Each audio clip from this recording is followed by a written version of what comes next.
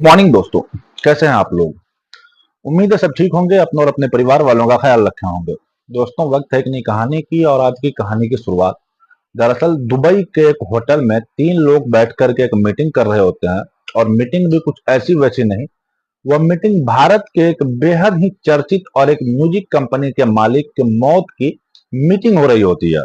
उनकी हत्या कराए जाने की पूरी प्लान रची जा रही होती है और इसीलिए वो मीटिंग आयोजित की गई थी दुबई के उस होटल में। और इसमें शामिल लोग भी कोई मामूली लोग नहीं होते हैं, ये एक अंडरवर्ल्ड के भी लोग होते हैं। और आप जानते हैं कि अंडरवर्ल्ड के लोग अगर किसी भी चीज को ठान ले, इसको निपटाना है, तो फिर वो उस काम को करके ही पूरा रहते हैं। ये उनका पूरा बैकग्राउंड यही बताता है। खैर, आज की कहानी भी कुछ ऐसे ही है। टी सीरीज के मालिक गुलशन कुमार को कौन नहीं जानता, और उसकी इतनी अच्छी खासी शख्सियत। अभी भी उनका सबसे ज्यादा योगदान जो माता वैष्णो देवी के मंदिर है, वहां पे जो भंडारा होता है, खाना पीना चलता है, बताया जाता है कि उनकी शुरुआत इन्होंने ही की थी। खाने के तमाम प्रकार के लंगर उन्होंने उन्हीं के द्वारा ही चलाए जा रहे हैं। कुछ बातें उनके बारे में अभी भी ऐसे हैं जो शायद हिंदुस्तान के काफी सारे लोग ऐसे हैं जो नहीं जानते हैं। कौन थे वो तीन लोग जिन्होंने गुलशन कुमार को मारा, क्यों मारा, और कौन सा ऐसा कारण था जिसकी वजह से गुलशन कुमार को मारने की साजिश करने वालों में से एक भी व्यक्ति को अभी तक सजा नहीं मिली है।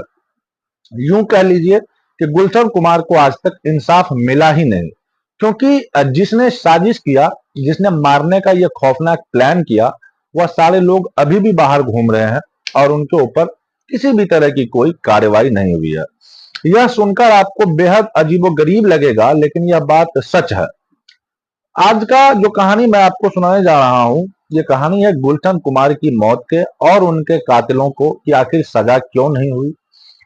इन सारी बातों को हम आपको विस्तार से बताएंगे और हम उम्मीद करते हैं कि यह कहानी अंत तक आप जरूर सुनिएगा। चैनल पर अगर नए हैं तो कृपया चैनल को सब्सक्राइब और वीडियो को लाइक और वीडियो को ज्यादा से ज्यादा शेयर जरूर कीजिएगा, ताकि हमारी इसमें आपको मुश्किल 5 से 10 सेकंड लगेंगे, लेकिन ये हमारे चैनल के लिए बेहद ही इंपॉर्टेंट है।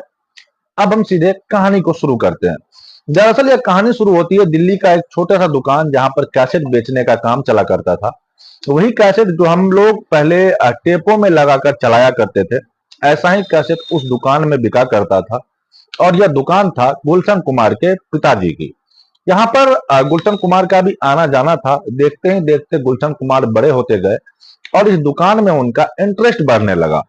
खैर, अब पहले तो इस दुकान पर सिर्फ कैसेट बिकता था, लेकिन अब इस दुकान पर कैसेट बनाने का भी काम किया जाने लगा और टेप भी बनाए जाने लगा।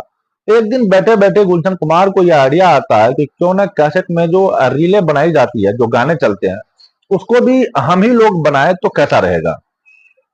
अब एक छोटी मोटी रिकॉर्ड का रूम खोजा गया, जहां पर कैसेट बनाने का काम शुरू कर दिया गया। कुल मिलाकर अब वहां पर कैसेट बनाए जाने लगे। नए नए कलाकारों को गुलशन कुमार, या उनकी शुरू से आदत रही थी कि वह ज्यादा से ज्यादा नए नए कलाकारों को मौका देते थे। और उसमें जो नए नए कलाकारों में जो हिट गाना दे दिया करते थे, उन लोगों को वो छोड़ दिया करते थे कि आप लोग अपने हिसाब से अपने करियर को देखो। उनका हमेशा से था कि अब वो नए नए लोगों को मौका देने लगते हैं, और इस मौका के बाद कुछ लोगों के गीत जो है वो लोगों को पसंद आने लगी।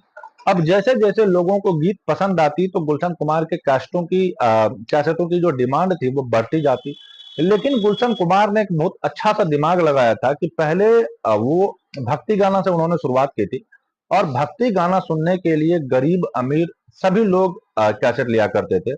जिस कैसेट का प्राइस आम मार्केट में 30 से 35 रुपया थी, उस कैसेट को वो उस समय में 10 से 15 रुपया रखते थे, क्योंकि उन्होंने इस कैसेट को गरीबों तक पहुंचाना था और एक एक लोगों को भक्ति से जोड़ना था।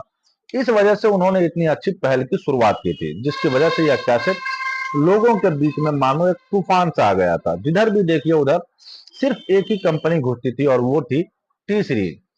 उसके बाद वहीं पर सिर्फ और सिर्फ टी सीरीज के कैसेट चला करते थे, और टी सीरीज देखते ही देखते पूरे भारत में इस तरीके से प्रसिद्ध हो गया कि 70% कैसेटों पर जो मार्केट था वो टी सीरीज के पास होता था, और बाकी के जो 30% थे वो उसमें पूरे लोग थे, जितने भी म्यूजिकल कंपनियां होती थी।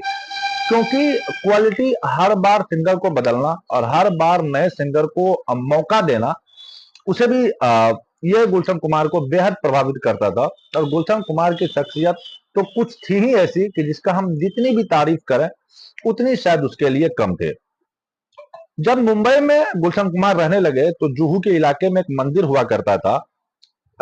इन्होंने ही मंदिर शुरू किया था। खैर, उसके बाद शुरू में उनको लगा कि खासकर वैष्णो माता के मंदिर के बाद उनको मंदिर से काफी लगाव था और उस मंदिर को वो जाते हैं और मंदिर में जाकर के देखते हैं कि वो मंदिर काफी जर्जर होता है, खंडर टाइप का था।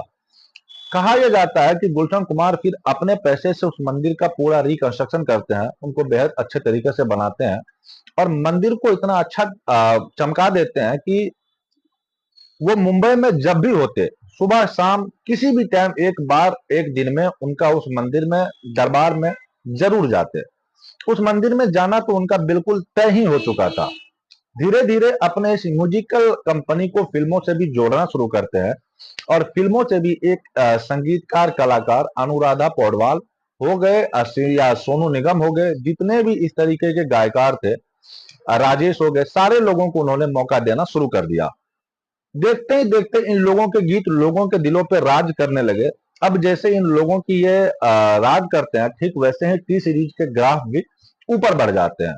लेकिन फिर वही बात है कि जो जिसको भी ये मौका देते, जैसे ही वो हिट हो जाता उसे फिर ज्यादा मौका नहीं दिया करते। अब देखते ही देखते यह वक्त आगे बढ़ती चली गई। अब इस म्यूजिकल कंपनी के लोग दीवाने होते चले गए और पूरी दुनिया में एक अलग सा छाप छोड़ने लगती है। किसी ने कल्पना तक नहीं की थी कि उस टेप की दुकान से भारत के 70% लोगों पर गुलशन कुमार राज करेंगे। लेकिन अब इनकी जिंदगी में एक बहुत ही खतरनाक मोड़ आने वाला था। एक फिल्म में गाना दिया था, उस फिल्म का नाम था आशिकी और इसमें म्यूजिक जो दिए थे वो दिए थे नदीम। और नदीम इनमें से इनमें दो तीन गाने जो थे वो खुद ही गाए थे। आशिकी के बाद उन्होंने शायद तमाम फिल्मों में उन्होंने अपने गीत को दिया और बेहद अच्छे तरीके से गीत चल रहे थे। लेकिन इसी दरमियान एक घटना होती है और वो घटना थी आशिकी फिल्म में नदीम ने कुछ गाने जो खुद ही गाए थे, दो तीन गाने, लेकिन वो दो तीन गाने चले नहीं क्योंकि इनकी आवाज ठीक नहीं थी। तो गुलशन कुमार ने उन गानों को ज्यादा तवज्जो नहीं दिया और उसको फिर इग्नोर करते चले गए। अब इस पर नदीम गुजारिश करते हैं कि ये गाने जो है मेरे उसको चलाइए, क्योंकि गाने सुनने में बिल्कुल अच्छे नहीं थे। इसीलिए गुलशन कुमार ने उसे बार बार समझाया कि देखो, आप म्यूजिक डायरेक्टर तो बहुत अच्छे हो, इसमें कोई दो राय नहीं है, नो डाउट, लेकिन आप जो गाना गा रहे हो वो अच्छा नहीं है। यह सब चीजें देखकर लोगों में कहासुनी हो जाती है उन दोनों में और नदीम और गुलशन कुमार के बीच दूरियां बढ़ती चली जाती है। अब इसी दौरान नदीम की नजदीकियां जो बताया जाता है कि अंडरवर्ल्ड में काफी अच्छी थी। अबू सलीम से तो खैर और भी बहुत ज्यादा अच्छी थी, उधर दाऊद इब्राहिम से भी अच्छी थी, क्योंकि जब अबू सलीम से अच्छी थी तो अबू सलीम की नजदीकियां दाऊद इब्राहिम से थी। अब नदीम इन बातों को अबू सलीम से कहते हैं। 1996 में अबू सलीम गुलशन कुमार को फोन करता है और करोड़ों रुपए की उससे रंगदारी मांगना शुरू कर दिया।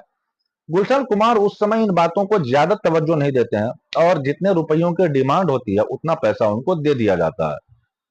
लेकिन जब यह घटना होती है तो अबू सलीम के ऊपर नदीम और ज्यादा दबाव बनाने लगते हैं और कहता है कि लोगों का मानना है कि 5 अगस्त 1997 को एक बार फिर गुलशन कुमार के पास फोन आता है अबू सलीम का और कहा जाता है कि 8 करोड़ रुपए की रंगदारी दो। अब अबू सलीम 8 करोड़ रुपए की फिर रंगदारी मांगता है और साथ साथ में ये बातें भी कहता है कि तुम क्यों नदीम के गानों को प्रमोट नहीं कर रहे हो। नदीम म्यूजिक देते हैं अपना, उन फिल्मों को टी सीरीज लॉन्च नहीं करती, आखिर क्या वजह है। उन्होंने गुलशन कुमार ने मना कर दिया और कहते हैं कि उसकी दुश्मनी कुछ इस तरीके से बढ़ चुकी थी कि अब नदीम की एंट्री होती है अंडरवर्ल्ड में। अब जैसे ही अंडरवर्ल्ड की एंट्री होती है तब दोनों में जो कहा जाता है कि जो दोनों में घमासान चल रहा था वो बढ़ जाती है। अब अबू सलीम को इस फोन से गुलशन कुमार बिल्कुल परेशान हो जाते हैं और इन बातों का चर्चा अपने भाई से वो करते हैं और उनके भाई ने ये सारी बातें कोर्ट में बताते हैं जो मैं आपको बता रहा हूँ। 5 तारीख को जब फोन आता है तो 8 करोड़ रुपए की डिमांड की जाती है तो गुलशन कुमार बेहद परेशान हो जाते हैं और कहते हैं कि 8 करोड़ रुपए देना तो खैर पॉसिबल ही नहीं है। और फिर 5 के बाद 8 तारीख को दोबारा फोन आता है और उधर से अब अबू सलीम कहता है कि जिस समय उसके भाई उनके साथ गुलशन कुमार के भाई भी उस वक्त मौजूद थे कि देखो आ, तुम हमारी बातों को हल्के में ले रहे हो, इसका मतलब है कि तुम अंडरवर्ल्ड को बहुत ज्यादा हल्के में ले रहे हो, या तुम्हारे लिए इतना भारी पड़ेगा कि तुम गुलशन खुद भी नहीं सोच पाओगे। अब यह बात सुनकर गुलशन कुमार और परेशान हो जाते हैं और अपने यार दोस्तों से बातचीत करते हैं। सबने यही सजेशन दिया उस वक्त कि आप पुलिस में इसकी शिकायत कीजिए, कंप्लेन करिए। लेकिन गुलशन कुमार को इस बात का डर था कि अगर वो पुलिस में कंप्लेंट करते हैं तो यह ना हो कि अंडरवर्ल्ड से सीधे उनकी दुश्मनी और तगड़ी हो जाए। अभी तो 8 करोड़ रुपए की डिमांड है, तो बाद में कहीं 50-100 करोड़ रुपए की डिमांड न कर दे। इन्हीं सब कारणों की वजह से वह नहीं करते हैं कंप्लेंट। अब इधर मई के महीने में ही दुबई में एक मीटिंग की जाती है, जिसमें कयूम, अब्दुल, अबू सलीम और दाऊद इब्राहिम के भाई, यह तीनों मिलकर वही दुबई के एक होटल में मीटिंग करते हैं और प्लान बनाते हैं कि देखो, यह अभी भी इतने कहने के बावजूद भी नदीम के गानों को प्रमोट नहीं कर रहे हैं। दरअसल मैं आपको क्लियर कर दूं कि ये पैसे की रंगदारी मांगना ये उनके लिए मायने नहीं था। दरअसल उनको फोन करने का मेन मतलब था कि नदीम का जितनी भी बातें अबू सलीम से था कि आप उनसे बस मेरी गानों को प्रमोट करवाइए, चाहे वो डरा करके हो, धमका करके हो। पैसे उनके लिए मायने नहीं रखे थे। इसीलिए जिस कहानी में आप लोगों ने नोटिस किया होगा कि जब भी उन लोगों की मीटिंग होती थी तो पैसों को लेकर के बातचीत नहीं होती थी। अब किधर कहानी को आगे बढ़ाते हैं और उन लोगों ने कहा कि इसको इसका कुछ करना पड़ेगा और क्यों ना इसे ही रास्ते से हटा दिया जाए। अब वो दिन भी आ जाता है जब टी सीरीज के गुलशन कुमार अपने घर से 12 अगस्त 1997 को 10:10 पर गुलशन कुमार अपने घर से निकलते हैं और उसी मुंबई के मंदिर में जिसका उन्होंने हमने जिक्र किया था शुरू में, वहां पर वो जाते हैं, माता रानी के दर्शन करते हैं और दर्शन करने के बाद सकुशल बाहर निकलते हैं। और 10:40 पर 3 व्यक्ति उसके सामने आते हैं और एक व्यक्ति कुर्ते में था लंबा सा। तो वो अपने जेब से पिस्तौल निकालते हैं और कहता है कि देखो, आज तक तुमने पूजा बहुत किया, अब सारी पूजा ऊपर जाकर के करना। और देखते ही देखते एक के बाद गुलशन कुमार के ऊपर गोलियां दाग देते हैं। बताया जाता है कि एक गोली सीधे उनके सर में मार देते हैं। उसके बावजूद भी वो बचने की कोशिश करते हैं कि 2 और लोग आ जाते हैं और टोटल 46 गोलियां गुलशन कुमार को मौके पर ही मार दी जाती है। ड्राइवर जो उनके थे उन्होंने उसे बचाने की कोशिश किया, लेकिन उसे भी अनहोनी की आशंका होती है, तो वो भी किनारे हट जाता है और तीनों लोग उनकी हत्या करने के बाद पास खड़ी एक टैक्सी के पास जाते हैं और जैसे ही पिस्तौल दिखाते हैं, टैक्सी का ड्राइवर उतर जाता है और उन्हीं की टैक्सी लेकर के ये तीनों कत्ल करने वाले लोग फरार हो जाते हैं। इस बात की गूंज जब पूरे मुंबई से लेकर के पूरे भारत में गूंजती है तो गुलशन कुमार की गोलियों से मारकर हत्या कर दी गई है, इनका कहीं ना कहीं इस बात का दुख पूरे भारत को होता है, क्योंकि गुलशन कुमार ने भक्ति गाने में एक नया जो सुर छेड़ा था, जिसकी वजह से लोग भक्ति गानों को सुनना भी बेहद पसंद करते थे उस वक्त। तो वो तमाम सारी फिल्म भी उन्होंने सभी गायकार को मौका दिया और उसी दिन मुंबई के एयरपोर्ट से दिल्ली एयरपोर्ट पर उनकी डेड बॉडी को पहुंचाई जाती है, जिसमें तमाम गायक कलाकार सारे लोग दिल्ली आते हैं और इनका अंतिम संस्कार किया जाता है। अब पुलिस इस केस को दर्ज करती है और जांच करना शुरू कर देती है। 17 से 18 अगस्त आते आते पुलिस 3 आरोपियों को गिरफ्तार करती है, जिसमें एक आदमी, जब बात होती है तो बताया जाता है कि इनकी गुलशन कुमार को मारने की पूरी खौफनाक साजिश दुबई के एक होटल में इन लोगों ने किया, जिसका मैंने आप लोगों को नाम बताया कि अबू सलीम, अब्दुल कयूम और दाऊद इब्राहिम का भाई अनीस इब्राहिम, इन सारे लोगों ने किया। उसके बाद देखते ही देखते पुलिस ने जिसने पिस्तौल से पहली गोली मारी थी गुलशन कुमार को, उसका नाम होता है दाऊद मर्चेंट। और जब इसने कराई उससे पूछताछ की अपने पुलिसिया अंदाज में, तो बताया जाता है कि गोली मारने के बाद इन लोगों ने 25 लाख रुपये तो रमेश पुरानी ने दिया था। इसकी भी एक म्यूजिक की ही कंपनी थी और इन्होंने खुश होकर के इन गुंडों को 25 लाख रुपये दिए थे। अब देखते ही देखते रमेश तुरानी इन तीनों लोगों से टोटल 19 लोगों को पुलिस गिरफ्तार करती है। कोर्ट में केस चलता है और सबसे चौंकाने वाली बात यह होती है कि इसमें ना अबू सलीम गिरफ्तार है, ना अनीस इब्राहिम गिरफ्तार है और ना ही उस अब्दुल कयूम गिरफ्तार है। इस मामले में अभी तक नदीम को गिरफ्तार किया गया। जब आप लोग सोच सकते हैं कि किस तरीके की व्यवस्था है कि अब तक गुलशन कुमार के कातिलों को सजा नहीं मिली और सिर्फ इस वजह से नहीं मिली कि ये लोग अभी तक गिरफ्तार ही नहीं हुए हैं। पुर्तगाल के जिस समझौते के तहत अबू सलीम को यहाँ लेकर के आए हैं, उसमें गुलशन कुमार की हत्या की चर्चा ही नहीं हुई, इसकी कहीं कोई धारा ही नहीं है। आखिर मेन साजिश करता तो अबू सलीम और नदीम, उसके बाद अनीस इब्राहिम और अब्दुल कयूम थे। इन लोगों को सजा नहीं मिली, यह लोग अभी भी बाहर घूम रहे हैं।